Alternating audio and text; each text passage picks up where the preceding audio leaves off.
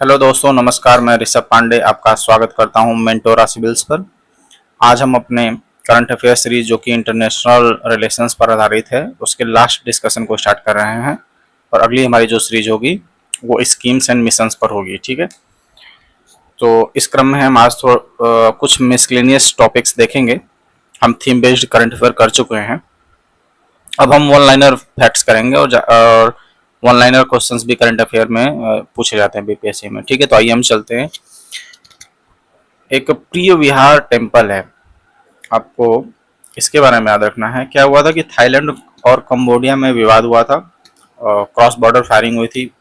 ठीक, बाद में फिर आसियान और यूएसए के बीच बचाव से फिर उनमें समझौता हुआ था। तो वहीं पे उस लड़ाई में एक हिंदू मंदिर जो था प्रिय विहार, ये चर्चा में आया था, इस पर गोलीबारी की गई थी। तो ये थाईलैंड और कंबोडिया के बीच में, हमको बस यही याद रखना है, इससे ज़्यादा फैक्ट हमको इसमें ज़रूरत नहीं है। ठीक है, तो प्रिय विहार टेम्पल जो न्यूज़ में था वो थाईलैंड और कंबोडिया के बीच में है। ठीक है, विवादित। अब हम बात करते हैं अगर अपने दूसरे क्वेश्चन पे। तो आसियान भारत सहयोग वर्ष, आसियान का बेसिक्स मैं आपको पहले करा चुका हूँ, तो हम यहाँ इसे नहीं करेंगे। हम पढ़ते हैं Operation Southern Spear. Operation Southern Spear जो है, आपको पता होगा कि वेनेजुएला पे अमेरिका ने क्यों हमला किया, कि उन्होंने आरोप लगाया कि वेनेजुएला जो नार्को टेररिज्म फैला रहा है। तो उसी के क्रम में ऑपरेशन साउदर्न स्पीयर जो है, अमेरिका ने कैरेबियन और लैटिन अमेरिकन जो कंट्रीज है वहाँ पे एक ऑपरेशन चलाया नार्को आतंकवाद के खिलाफ। तो उसका नाम दिया गया ऑपरेशन साउदर्न स्पीयर। इसी ये आपसे वन लाइनर में इसलिए दिया गया है क्योंकि 71 बीपीएससी में पूछ लिया था ऑपरेशन डेविल हंट। 71 बीपीएससी या किसी अन्य एग्जाम में रिसेंटली बीपीएससी के, operation devil Hunt. Devil Hunt operation Bharat का तो था भी नहीं, वो बांग्लादेश का था, वहाँ के विद्रोहियों के खिलाफ। तो मैंने इसीलिए इसमें डाल दिया है ऑपरेशन साउदर्न स्पीयर। ये एक बड़ा ऑपरेशन था, ठीक है, न्यूज में था। अब हम अपने अगली थीम पे चले तो एसडीजी। हाँ, एक छोटा सा थीम है कि एसडीजी में इंजीनियरिंग की भूमिका को लेकर यूनेस्को और अडानी ग्रुप में एक समझौता हुआ है। तो हमें याद रखना है कि एसडीजी जो सस्टेनेबल डेवलपमेंट गोल हैं जो कि 2030 तक हमें पाने हैं, उसमें इंजीनियरिंग की क्या भूमिका हो सकती है, क्या इंजीनियरिंग क्या उसमें सहयोग दे सकती है। यूनेस्को ने इसके लिए अडानी से समझौता किया है। ठीक है, अब हम आगे बढ़ते हैं अपने वन लाइन इफेक्ट पे। तो हाल ही में जो कॉटन है ना, कॉटन निर्यात की बात करें तो चीन को पछाड़कर भारत ना यूएसए में पहला स्थान बन गया है कॉटन निर्यात का। तो कॉटन निर्यात में भारत चीन को पछाड़कर यूएसए में पहले स्थान पे आ गया है। ठीक है, बस इसमें एक यही फैक्ट याद रखना है। अब हम चलते हैं अगले वन लाइनर फैक्ट पे। अगर तो वो फैक्ट है यूनिफाइड पेमेंट सिस्टम, यूपीआई। ये इंपॉर्टेंट है, इसे ध्यान से पढ़िएगा। ये कितने देशों में है? यूपीएससी 2025 का क्वेश्चन पूछ लिया था सॉरी, कि यूपीआई कितने देशों में ऑपरेशनल है। तो हमें याद रखना है यूपीआई वर्तमान में 8 प्रमुख देशों में है। ठीक है, पहला यूएई, फिर Singapore, France, Mauritius, Bhutan, Nepal, Sri Lanka और कतर। ये याद रखिएगा, बहुत बहुत इंपॉर्टेंट है। फिर से मैं रिपीट कर दूं, UAE, Singapore, France, Mauritius, Bhutan, Nepal, Sri Lanka और कतर में यह सक्रिय। ठीक, और आपको इसकी बेसिक्स की बात करेंगे तो ये 2016 में आया था। ठीक है, इतना ही इसमें हमें जानना है। आगे चलते हैं। रोबोट भिक्षु। हाँ, एक गॉबी नाम का रोबोट है, साउथ कोरिया का है वो। ठीक है, और वो पहला ह्यूमनॉइड रोबोट है जिसने बौद्ध धर्म की भिक्षा ली है। ठीक है, वो भिक्षु बन गया है। तो आपको बस एक ही याद रखना फैक्ट कि गॉबी एक रोबोट भिक्षु है जिसने बौद्ध धर्म की दीक्षा ली और पहला ह्यूमनॉइड रोबोट है। बस इसमें एक लाइनर फैक्ट है। ठीक है, ये याद रखना आपको। अब याद रख सकते हैं विश्व में प्रेषण प्राप्त करने वाले देश। प्रेषण का मतलब है कि विदेशों से जो लोग, भारतीय लोग या जो मेक्सिको के, चीन के जो ओरिजिन के लोग हैं, जो वो अमेरिका में, यूरोप में कहीं भी काम करके अपने देश को जो पैसा रेमिटेंस भेजते हैं ना, उसको प्रेषण कहते हैं। इस मामले में आपको मैं बता दूं, भारत पहले स्थान पे है और पहले स्थान पे काफ़ी दिनों से बना हुआ है और 137 बिलियन अमेरिकी डॉलर है। ठीक है, भारतीयों ने भारत को रिटर्न भेजा है। ठीक है, तो इसमें याद रखना, पहले पे भारत है, सेकंड पे मैक्सिको है और थर्ड पे चीन है। ठीक है, वेरी वेरी इंपॉर्टेंट फैक्ट है और इसे याद रखिएगा, डायरेक्ट पूछ सकता है कि विश्व प्रेक्षण में भारत का कौन सा स्थान है, विश्व के 3 टॉप देश कौन कौन से, तो तीनों आपको याद होने चाहिए। ठीक है, अब हम अपने वन लाइनर फैक्ट के बारे में और जाए अगले। तो परमानेंट न्यूक्लियर वेस्ट रिपोजिटरी, जानते हैं कि न्यूक्लियर वेस्ट को उसका जो उपचार है और निस्तारण है वो बहुत कठिन है। तो हाल ही में फिनलैंड ने क्या किया है कि एक परमानेंट न्यूक्लियर वेस्ट रिपोजिटरी बनाई है। ठीक है, और यह दुनिया का पहला अस्थाई परमाणु ईंधन अवशिष्ट भंडार है। इसमें हमको बस इतना ही जानना है। ठीक है, कि दुनिया का पहला परमानेंट न्यूक्लियर वेस्ट रिपोजिटरी कहाँ बनी है, तो वो फिनलैंड में बनी है। बस यही फैक्ट हमें जानना है। ठीक है, और वन लाइनर फैक्ट अगर फिर हम देखें अगला, तो पेटेंट दाखिल करने में भारत का स्थान। तो जानते हैं जो आईपीआर होते हैं ना, किताबें लिखना, आपके म्यूजिक, ठीक, कोई खाना बनाते हो आप, कोई चॉकलेट बना रहे हैं आप, इस मामले में जो आप आईपीआर दाखिल करते हैं ना, इस आईपीआर के आधार पर जो आप पेटेंट दाखिल करते हैं ना, उस मामले में भारत 6वें स्थान पे है। यह वन लाइन फैक्ट इसलिए याद रखना है क्योंकि 70 बीपीएससी में पूछ लिया था कि यूएनडीपी का जो मानव विकास सूचकांक है ना, उसमें भारतीयों की औसत उम्र कितनी है। ठीक, तो उसमें 72 वर्ष उसका आंसर था। तो इस तरह के जो है ना वन लाइन फैक्ट पूछ लेता है। तो आपको याद रखना चाहिए कि पेटेंट दाखिल करने में हम लोग 6ठे स्थान पे हैं। और जिस संगठन ने दिया है ना, वीपो ने, ये भी अपने आप में बड़ा संगठन है, इसलिए हमने इसे शामिल कर लिया अपने डिस्कशन में, वीपो ने दिया है। अब हम बात करते हैं अपने अगर वन लाइनर फैक्ट की। तो Indian ocean conference, Indian ocean जो है ना, वहाँ पे समुद्री सुरक्षा, क्षेत्रीय सहयोग और गवर्नेंस जो है ना, सुशासन को बढ़ावा देने के लिए इंडियन ओशन कॉन्फ्रेंस बनाई गई है। इसका जो आयोजन 9वें जो समिट हुई है वो मॉरिशस में हुई है 10 से 12 अप्रैल 2026 को। तो बस हमें इतना ही फैक्ट याद रखना है, इंडियन ओशन कॉन्फ्रेंस कहाँ आयोजित हुई, मॉरिशस में आयोजित हुई। इसका काम क्या है, समुद्री सुरक्षा, क्षेत्रीय सहयोग और सुशासन को बढ़ावा देना है। ठीक है, अगले वन लाइनर फैक्ट पे चले हम। तो अंतरिक्ष यान मिशन संचालन पर अंतर्राष्ट्रीय सम्मेलन। तो अंतरिक्ष यान मिशन जैसे पीएसएलवी, जीएसएलवी, हमारे जो अंतरिक्ष यान है, इनके जो मानक संचालन होते हैं, उनकी चुनौतियां होती हैं, उसमें क्या कोऑपरेशन की जा सकती है, उसकी एक जो बैठक हाल ही में 10 अप्रैल को बेंगलोर में हुई है आयोजित, याद रखना है। ठीक है, तो अंतरिक्ष यान मिशन पर संचालन पर अंतर्राष्ट्रीय जो सम्मेलन है वो बेंगलोर में आयोजित हुआ है। ठीक, इसकी थीम थी international conference on space mission operations. ठीक है, तो बस इतना ही इसे याद रखना है। हम आगे चलते हैं।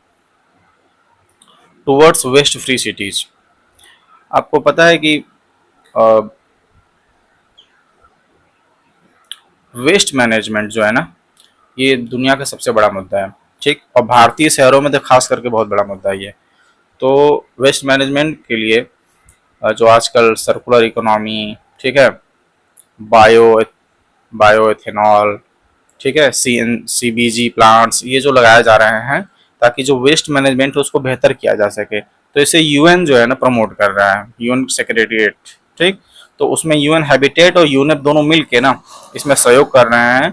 और इसमें दुनिया के जो 20 शहर पहचाने गए हैं उसमें ना वर्कला केरल का एक शहर है जिसको टुवर्ड्स वेस्ट फ्री सिटीज में मान्यता मिली है। तो हमको याद रखना वन लाइनर फैक्ट कि वर्कला केरल का एक शहर है जिसको यूएन की टुवर्ड्स वेस्ट फ्री सिटीज में की 20 सिटीज में एक स्थान मिला है। ठीक है, अब हम बात करते हैं अगले सूचकांक की, वन लाइनर फैक्ट की। तो खाद्य सुरक्षा सूचकांक, इसमें आइसलैंड जो फर्स्ट पे है। ठीक है, हमको याद रखना है। और इस मामले में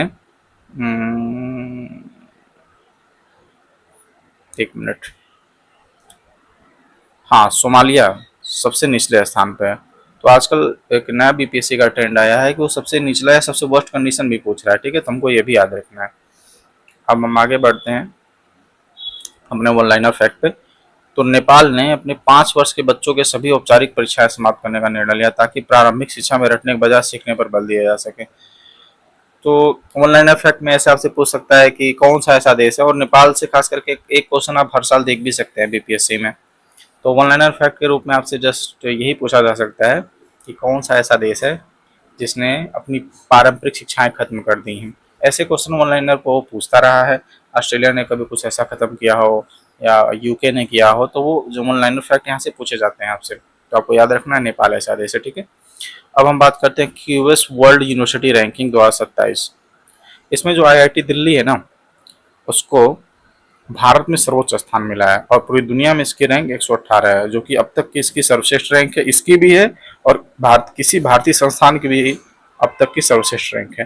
तो क्यूएस वर्ल्ड रैंकिंग 2027 में आईआईटी दिल्ली को 118वां रैंक मिला है, जो कि अब तक का सर्वश्रेष्ठ रैंक है। इसमें हमें बस इतना ही याद रखना है। अब ऑनलाइनर फैक्ट एक और है कि अभी पश्चिम एशिया संकट, जिसमें ईरान, यूएसए और इसराइल वार चल रहा है, फिलीपींस एक ऐसा देश है जिसने ऊर्जा आपूर्ति के संकट में ऊर्जा आपातकाल घोषित किया, ठीक है। तो हम बस ऑनलाइन फैक्ट यही याद रखना है। और वर्ल्ड हैप्पीनेस रिपोर्ट में फिनलैंड लगातार 9वें वर्ष फर्स्ट पे बना हुआ है, हमको बस यही याद रखना है। अगला जो फैक्ट है वो बहुत इंपॉर्टेंट है। हरीश राणा मामले में भारत ने पहली बार पैसिव यूथेनेसिया की अनुमति दी। तो डायरेक्ट वन लाइनर क्वेश्चन आपसे पूछ सकता है कि किस मामले में सुप्रीम कोर्ट ने पैसिव यूथेनेसिया की अनुमति दी, तो हरीश राणा। देखिए, यूथेनेसिया होती है दो प्रकार की, एक्टिव और पैसिव, ठीक है। पैसिव, तो एक्टिव यूथेनेसिया का मतलब होता है जब किसी व्यक्ति को जानबूझकर जहर दे दिया जाए, ठीक, या इस तरह के जहर दे दिया जाए, करंट लगा दिया जाए, या अन्य कोई मेडिकल डिवाइसेस यूज करके उसकी उसको डेथ दे दी जाए, ठीक है। तो वो एक्टिव यूथेनेसिया में आता है। आपको याद होगा कि एक ऑस्ट्रेलिया का डॉक्टर था, वो यूरोप में जाके किसी देश में उसने एक्टिव यूथेनेसिया ली थी, क्योंकि वहाँ पे यूथेनेसिया मान्यता नहीं है वहाँ के कानून में, ऑस्ट्रेलिया में, ठीक है। तो वहाँ यूरोप के किसी देश में उसने नागरिकता ली, फिर वहाँ पर उसने इसको अपनाया। लेकिन भारत में क्या है कि पैसिव यूथेनेसिया का मामला, जैसे भारत में कोई ब्रेन डेड घोषित हो गया है, ठीक है, वो 5-10 साल से ऐसे ही बेड पे पड़ा हुआ है, उस मामले में क्या होता है कि उसका सपोर्ट सिस्टम खत्म कर दिया जाता है। जब सपोर्ट सिस्टम खत्म कर देते हैं, जैसे वेंटिलेटर पे उसे लेटाया गया है, धीरे धीरे दवाओं का डोज कम करेंगे, फिर ऑक्सीजन सप्लाई रोक देंगे और अंततः उस व्यक्ति की मृत्यु हो जाती है। तो पैसिव यूथेनेसिया का पहला जो निर्णय है सुप्रीम कोर्ट में हरीश राणा मामले में आया है, और ये मुझे बहुत इंपॉर्टेंट लग रहा है, ठीक है। तो इसको आप बीपीएससी के लिए याद रखिएगा। अब हम आगे चलते हैं अपने वन लाइनर फैक्ट में। तो आपको पता है कि इस अमेरिका ने जो एयर स्ट्राइक की थी ईरान पे, वहाँ के जो नेता थे अली खमेनी, वो मारे गए, ठीक है। तो वर्तमान जो नेता हैं वो हैं आयतुल्लाह मुज्तबा खमेनी, इसके वर्तमान लीडर हैं। ये लाइन यहाँ मत पढ़िएगा आप, ये लाइन यहाँ पे गलत दी गई है। ईरान के वर्तमान नेता का नाम है आयतुल्लाह मुज्तबा खमेनी, ठीक है, यही आपको याद रखना है।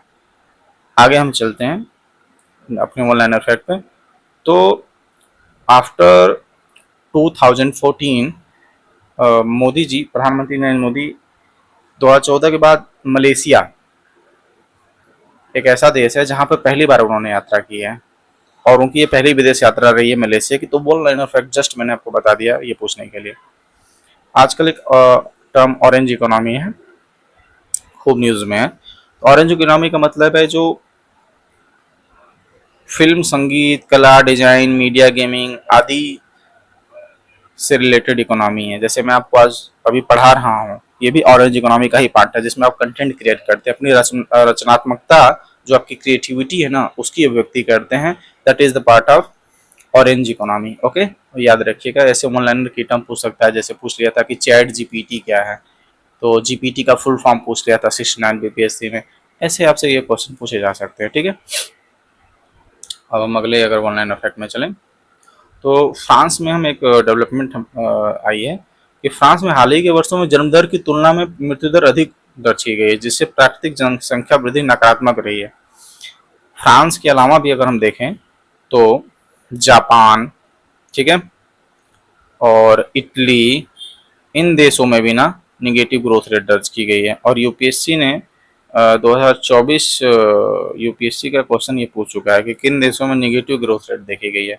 और आपको यहाँ पे एक चीज़ और मैं बता दूं, भारत की जो टीएफआर है ना, वो भी घट गई है TFR, भारत की जो TFR है ना वो हो चुकी है 1.9, याद रखिएगा, ठीक है, सॉरी 1.9 भारत की TFR चल रही है, और TFR जो स्टैंडर्ड TFR है ना वो होनी चाहिए 2.1। तो फिर से मैं आपको सम अप करूं तो टोटल फर्टिलिटी रेट जो है वो 2.1 है। मतलब एक आदर्श स्थिति है कि एक माँ पे 2.1 बच्चे, जो कि मैथमेटिकली है, रियलिस्टिक प्रूव नहीं किया जा सकता 2.1 बच्चा, अगर इतना हो रहा है तो उसे आदर्श स्थिति मानी जाती है जनसंख्या वृद्धि के लिए, ठीक। लेकिन भारत का 1.9 हो चुका है, और फ्रांस, इटली और जापान देशों में ये निगेटिव मतलब 0.65 की तरफ कुछ देशों में चला गया है, ठीक है, 0.65 TFR, तो वहां पे निगेटिव ग्रोथ रेट हो गई है। तो फ्रांस, जापान, इटली डायरेक्ट आपसे वन लाइन में क्वेश्चन पूछ सकता है, ठीक है। अब अगर हम अपने वन लाइनर नेक्स्ट फैक्ट पे चलें तो हम आपको ज्वालामुखी करवा चुके हैं, विस्फोट कही थे एक बार पिछले लेक्चर्स में। अब नेक्स्ट अगला फैक्ट देखते हैं हम वन लाइनर। तो बुल्गारिया जो है ना यूरो जोन में शामिल होने लगा 21वां देश बन गया है। तो हमको बस एक फैक्ट याद रखना है, यूरो जोन क्या है कि जो EU के मेंबर है ना उनकी एक अपनी मुद्रा है यूरो जोन, ठीक है।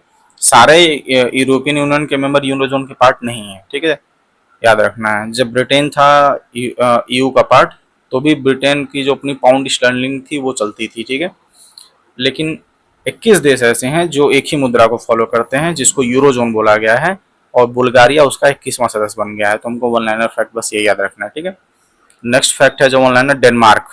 डेनमार्क ने अपना जो पोस्ट ऑफिस जो सेवा है ना उसको बंद कर दिया है, और ये दुनिया का पहला देश है। अपने आप में यूनिक फैक्ट है।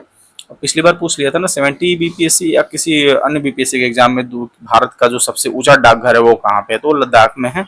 इसलिए मैंने यहाँ पे आपको ये डाल दिया डिस्कशन में कि कौन सा ऐसा देश है जिसने डाकघर को बंद ही कर दिया है, पहला देश है, तो वो डेनमार्क है, ठीक है। अगला वन लाइनर फैक्ट हमारा है, चीन और रूस मिलकर ना चंद्रमा के दक्षिण ध्रुव पर एक परमाणु ऊर्जा संयंत्र बना रहे हैं। तो वन लाइनर फैक्ट जस्ट याद रखना है कि चाइना और रूस मिलकर चंद्रमा के साउथ पोल पे एक न्यूक्लियर संयंत्र बना रहे हैं। वन लाइनर फैक्ट इतना याद रखना है। नेक्स्ट वन लाइनर फैक्ट है, पेरू, जो अमेजन बेसिन है ना और वहाँ का जो अमेजन का जंगल है वहाँ पे डंक रहित मधुमक्खियां हैं, ठीक। उनको पेरू ने क्या किया है, पारिस्थितिकी तंत्र के रूप में उनके महत्वपूर्ण योगदान को देखते हुए आधिकारिक धारक घोषित किया। मतलब सीधे मानना है कि पेरू ने ना उनको मान्यता प्रदान की है डंक रहित मधुमक्खियों को। तो वन लाइनर फैक्ट है कि जो अमेजन बेसिन की डंक रहित मधुमक्खियां हैं उसको पेरू ने मान्यता दी है। हमको बस वन लाइनर फैक्ट यही याद रखना है। अगला वन लाइनर फैक्ट है कि जो बन्नरघट्टा जैविक उद्यान है ना जो कि बेंगलोर में है, कर्नाटक में, वहां पे ना अफ्रीका से 8 ब्लैक कैप्ड कैप्चिन बंदरों को आयात किया गया है। अब ये फैक्ट मैं आपसे क्यों बता रहा हूँ, आपको लग रहा होगा कि ये क्या ही है, ऐसा कुछ नहीं है। देखिए BPSC PYQ आप देखेंगे ना तो एक बार कछुए कुछ छोड़े गए थे किसी बायोलॉजिकल पार्क में, तो वो क्वेश्चन पूछ लिया था कि यहाँ पे कछुए कुछ लाए गए वो कहाँ छोड़े गए हैं। तो मुझे लगा ये क्वेश्चन मुझे मिल गया, तो मैंने कैपुचिन बंदर जो हैं अफ्रीका से आए हैं, दक्षिण अफ्रीका से, इनको बैनर घट्टा में लाकर छोड़ा गया है। मुझे ये फैक्ट इंपॉर्टेंट लगा इसलिए मैंने यहाँ पे डाल दिया, ठीक है। नेक्स्ट वन लाइनर फैक्ट है कि जो इटली है ना, इटली की जो खाना बनाने की कला है ना, गैस्ट्रोनॉमी, उसने सॉरी यूएस यूनेस्को ने उसे मान्यता दी है और उसको अमूर्त सांस्कृतिक विरासत की सूची में शामिल कर लिया है। इटली की जो पूरी कुजीन है खाना बनाने की, उसको अमूर्त सांस्कृतिक विरासत की सूची में मान्यता दे दिया है, ठीक है। आगे चलते हैं इटली की। अब आगे चलते हैं, एनवीडिया एक कंपनी है यूएसए की, बहुत बड़ी कंपनी है, और इसको जो हुरुन ग्लोबल है ना 1000 कंपनी में शीर्ष का स्थान मिला है। और वो भी क्यों, क्योंकि ये कंपनी चिप निर्माण में सबसे बड़ी कंपनी चिप निर्माण की, और चिप इस टाइम क्या है दुनिया की सबसे बड़ी क्रिटिकल टेक्नोलॉजी का हिस्सा है। इस वजह से एनवीडिया का जो शेयर प्राइस बढ़ा है और वो दुनिया की ग्लोबल 1000 कंपनियों में शीर्ष पर काबिज हो गई है। ठीक है,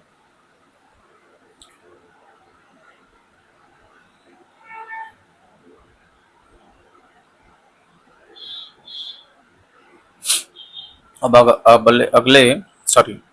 हम अगले अपने वन लाइनर फैक्ट पे चलते हैं। तो एशिया पावर इंडेक्स जो है ये लोवी इंस्टीट्यूट है ऑस्ट्रेलिया का, वो जारी करता है और इसमें भारत को तीसरा स्थान मिला है। ठीक है, इसमें वन लाइनर फैक्ट याद रखना है। और जो शीर्ष देश है ना तीन, यूएसए को पहला स्थान, चीन को दूसरा स्थान, भारत को तीसरा स्थान मिला है। तो एशिया पावर इंडेक्स में भारत को तीसरा स्थान मिला है, लोवी इंस्टीट्यूट द्वारा जारी किया जाता है, बस यही याद रखना है। अगला जो हमारा नेक्स्ट वन लाइनर फैक्ट है उसमें देखें तो हेलीगुब्बी ज्वालामुखी इथोपिया का है, बस इतना ही याद रखना है। और यह इसलिए यहाँ पर इंपॉर्टेंट है कि 12,000 वर्षों की निष्क्रियता के बाद ये अचानक विस्फोट हुआ है। तो हेलीगुब्बी ज्वालामुखी इथोपिया में है, याद रखना है। और माउंट सिमुरू इंडोनेशिया में, ये भी ज्वालामुखी आपको याद रखना है। और टेस्ला जो कंपनी है ना, जो इलेक्ट्रिक वाहन बनाती है, दुनिया की बड़ी कंपनियों में से एक है, इसने अपना मुंबई में एक एक्सपीरियंस सेंटर खोला है।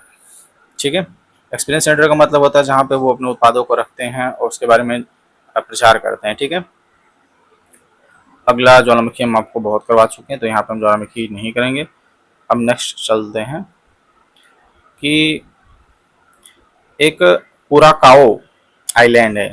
ठीक है, और देश भी है, कैरिबियन देश है कुराकाओ आइलैंड। ठीक है, यह फीफा जो विश्व कप है ना उसको क्वालिफाई करने वाला अब तक का सबसे छोटा देश बन गया है। तो यहाँ पे आपको एक चीज़ बताऊं कि इस बार जो फीफा वर्ल्ड कप हो रहा है वहाँ टोटल 48 टीम है। ठीक है, और 12 ग्रुप हैं। याद रखिएगा, यूपीपीसीएस में इस तरह का एक बार क्वेश्चन पूछ लिया था इससे पहले जो फीफा हुआ था ना, कि फीफा में टोटल कितनी टीमें खेल रही हैं। तो इसलिए इम्पोर्टेंट हो जाता है एग्जामिनर ऐसे क्वेश्चंस दे देते हैं बहुत ही सिंपल, कि फीफा वर्ल्ड कप जो अभी हो रहा है 2026 में लैटिन अमेरिका और लैटिन अमेरिका में मिलाकर वहाँ पे कितने देश हैं। ठीक है, तो 48 टीमें खेल रही हैं वहाँ पे। अब अगले हम अपने वन लाइनर फैक्टर की बात करें तो स्वीडन जो है ना दुनिया का पहला कैशलेस देश बन गया है। फिर से वन लाइनर फैक्ट बहुत इंपॉर्टेंट है, दुनिया का पहला कौन सा ऐसा देश है जो कैशलेस बन गया है, वो स्वीडन है। ठीक है, अब हम बात करते हैं तोरखम बॉर्डर। आपको याद होगा कि कुछ 6 महीना पहले पाकिस्तान और अफगानिस्तान के बीच में जब टेंशंस बढ़े थे, क्रॉस बॉर्डर फायरिंग हुई थी, उसमें बहुत लोग मारे गए थे। उसके बाद जो है पाकिस्तान ने जो अफगानी शरणार्थी हैं पाकिस्तान में उनको निकाला था, जबरन निकाला था अपने देश से। तो वो तोरखम बॉर्डर उस मामले में चर्चा में था। तो डायरेक्ट अभी रफा क्रॉसिंग या इस तरह के जो बॉर्डर्स पूछ रहा है, रफा क्रॉसिंग जो कि अब फलस्तीन में है, इस तरह के क्वेश्चन आजकल वो ट्रेंड में है, तो हमने इसलिए तोरखम सीमा बता दिया आपको। ठीक है, आगे चलते हैं वन लाइनर फैक्ट पे हम। तो ये फैक्ट ऊपर वाला इंपॉर्टेंट नहीं है, हम इस फैक्ट को देखेंगे। भारत और ब्रिटेन ने रामानुजम जूनियर रिसर्च प्रोग्राम प्रारंभ किया है। आपसे डायरेक्ट वन लाइनर क्वेश्चन पूछा जा सकता है कि रामानुजम जूनियर रिसर्च प्रोग्राम किन देशों ने मिलकर शुरू किया है। तो भारत और ब्रिटेन ने मिलकर शुरू किया है। और आपको पता होगा कि जो ट्रिनिटी कॉलेज है कैम्ब्रिज, ठीक, वहाँ ना वहाँ के प्रोफेसर थे जीएच हार्डी, वो दुनिया के उस टाइम के टॉप मैथमेटिशियन थे। उन्होंने क्या किया था, रामानुजम के रिसर्च पेपर को देख के ना उनको कैम्ब्रिज बुलाया था, वहीं पे रामानुजम ने रिसर्च किया था और पूरी दुनिया चकित रह गई थी उनके ज्ञान से। तो इस वजह से, और कैम्ब्रिज कहाँ पे, ब्रिटेन में है, तो इसीलिए ब्रिटेन और भारत ने मिलकर रामानुजम जूनियर रिसर्च प्रोग्राम शुरू किया। वन लाइनर फैक्ट बस आपको याद रखना है। ठीक है, आगे चलते हैं अपने वन लाइनर फैक्ट पे, ये इंपॉर्टेंट फैक्ट नहीं है। नेक्स्ट पे चलते हैं हम, उरुग्वे यूथेनेशिया को। हाँ देखिए, अभी मैंने आपसे एक्टिव पैसिव यूथेनेशिया की बात की थी हरीश राणा वाले मामले में। तो उरुग्वे एक ऐसा देश हुआ है जिसने एक्टिव यूथेनेशिया को वैधानिक मान्यता दी है और वो लैटिन अमेरिका का पहला देश है। ठीक है, उरुग्वे याद रखना है आपको। ठीक है, अब हम बात करते हैं SU-57, ये जो 5th जनरेशन का लड़ाकू विमान है। ठीक है, तो जानते हैं कि भारत जो है अभी राफेल भारत ने लिया था फ्रांस से। अब भारत अगला जो अपना एडवांस लड़ाकू विमान बना रहा है 5th जनरेशन का, वो 2029 तक तैयार होगा। लेकिन इस बीच जो है ना रूस ने Su-57 देने की कोशिश की है। तो आपको बता दूं, आजकल नया ट्रेंड है, यूपीएससी ने क्वेश्चन पूछा है कि निम्नलिखित में से कौन से विमान 5th जनरेशन के हैं। तो आपको बता दूं, एफ एफ जो है 22, ठीक, F-35 ये यूएसए का है 5th जनरेशन विमान। J-20 ये चीन का है लड़ाकू विमान 5th जनरेशन, और S-57 रूस का है। ठीक है, ये 5th जनरेशन लड़ाकू विमान दुनिया में 4 ही हैं इस टाइम। तो आपसे डायरेक्ट क्वेश्चन पूछ सकता है कि Su-57 क्या है, या ये 2-3 लिस्ट दे सकता है कि इनमें से कौन से 57 कौन से 5th जनरेशन के लड़ाकू विमान है। ये यूपीएससी 2025 में क्वेश्चन था। ठीक है, अब हम आगे बढ़ते हैं ऑनलाइन फैक्ट पे, अडानी ग्रुप के बारे में। तो अडानी ग्रुप में क्या किया है ना कि अडानी ग्रुप और गूगल क्लाउड ने मिलकर ना विशाखापत्तनम आंध्र प्रदेश में पहला गूगल एआई हब बनाने की बात की है। इस तरह के क्वेश्चंस पूछता है बीपीएससी। इस तरह के जो ग्लोबल सेंटर्स है ना, जीसीसी ग्लोबल कैपेबिलिटी सेंटर्स है ना, वहाँ से क्वेश्चन पूछा जाता है।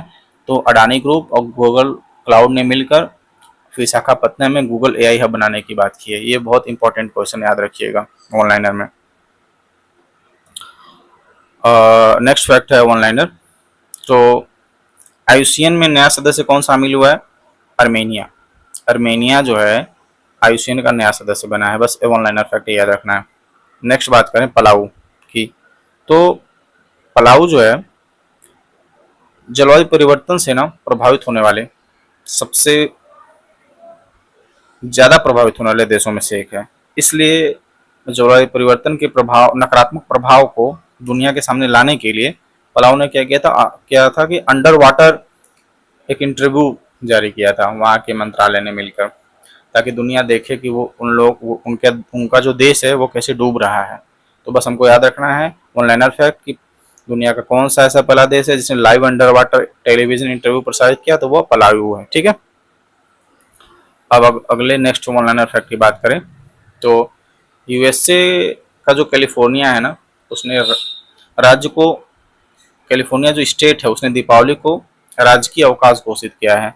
इस तरह के ऑनलाइनर फैक्ट पूछता है वो बीपीएससी, और यूएसए से उसको खासा प्यार भी है। पूछ लिया था कि किस न्यूयॉर्क के किस मेयर ने दीपावली को घोषित किया था अवकाश, उसका नाम पूछ लिया था मेयर का। ठीक है, अब हम अगले ऑनलाइनर फैक्ट की बात करें, ये इंपॉर्टेंट नहीं है।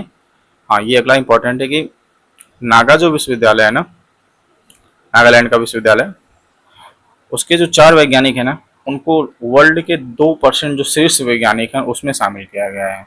तो याद रखना है, वर्ल्ड के 2% शीर्ष वैज्ञानिकों को नागालैंड यूनिवर्सिटी के जो 4 वैज्ञानिक हैं उनको 2% में जो है स्थान मिला हुआ है। ठीक है, अब हम बात करते हैं ऑनलाइन फैक्ट नेक्स्ट की, तो चीन ने ना विदेशी प्रतिभाओं एवं उच्च कौशल वाले पेशेवरों को आकर्षित करने के लिए के वीजा प्रारंभ किया है।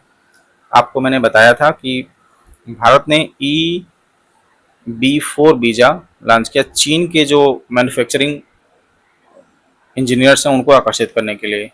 तो चीन ने क्या आरंभ किया? के वीजा, जो कि आईटी खास करके पेशेवर्स है ना, उनको आकर्षित करने के लिए के वीजा प्रारंभ किया।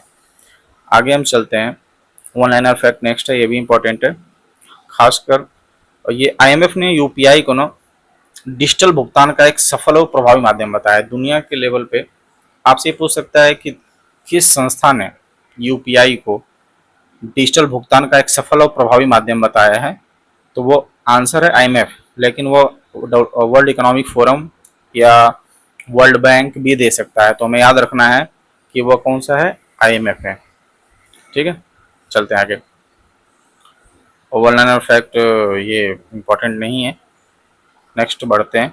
हाँ, नेक्स्ट इम्पॉर्टेंट है, भारत ने ना पोलर रिसर्च वेसल बनाने के लिए नॉर्वे के साथ सहयोग कर रहा है।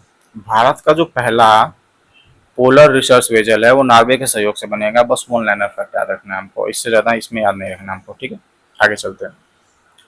निकारागुआ WTO के मत्स्य पालन सब्सिडी एग्रीमेंट का 101वां सदस्य बन गया है। आपको पता होगा कि अभी जो उरुग्वे दौर की जो वार्ता चल रही है, उस पर अभी सहमति नहीं बन पाई है WTO की। उसमें जो मत्स्य पालन समझौता है ना, सब्सिडी, उसको लेके विवाद है और वो अभी लागू नहीं हो पाई है। और उसको वार्ता के क्रम में देखा जाए तो निकारागुआ 101वां देश बना है जिसने इसको शामिल इसको स्वीकार कर लिया। ठीक है, नेक्स्ट बात करें स्टैचू ऑफ यूनियन। तो ये हनुमान जी की 90 फीट हनुमान जी की 90 फीट ऊंची प्रतिमा है और जिसका अनावरण ह्यूस्टन टेक्सास अमेरिका में किया गया है। तो वन लाइनर फैक्ट है कि स्टैचू ऑफ यूनियन किसकी है? भारत में तो पटेल जी की है, वर्ल्ड लेवल पे देखें तो हनुमान जी की है। ठीक है, और वो मूर्ति कहाँ पर लगी है? ह्यूस्टन अमेरिका में। ठीक है, आगे चलते हैं। अपना डिस्कशन का हमारा लास्ट है topic reciprocal exchange of logistics agreement.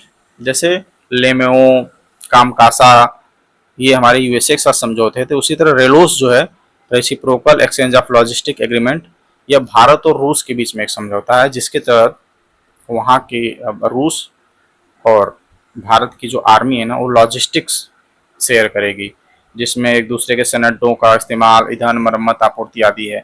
और हाल ही में ट्विटर पर कुछ न्यूज़ भी वायरल हुई थी कि 3000 रूस के सैनिक किसी बंदरगाह पे देखे गए, इस तरह की न्यूज़ थी। ठीक है, तो हमें याद रखना है और इसलिए फिर से ये चर्चा में था और ये हुआ है 2001 साल पहले शायद। ठीक है, तो हमें याद रखना है reciprocal exchange of logistic agreement किसका है? भारत और रूस का है। इसे आप वन लाइनर में पूछ सकता है, ये वेरी वेरी इंपॉर्टेंट है इस बार। ठीक है, और आशा करते हैं कि आपको करंट अफेयर जो हम लोग का डिस्कशन है इंटरनेशनल रिलेशन पे काफ़ी अच्छा लगा होगा और आपके फीडबैक की हम आशा करते हैं। अगले जो सीरीज हमारी है उसमें हम आपसे मिलते हैं जो कि स्कीम्स और मिशंस पर आधारित होगी। Thank you.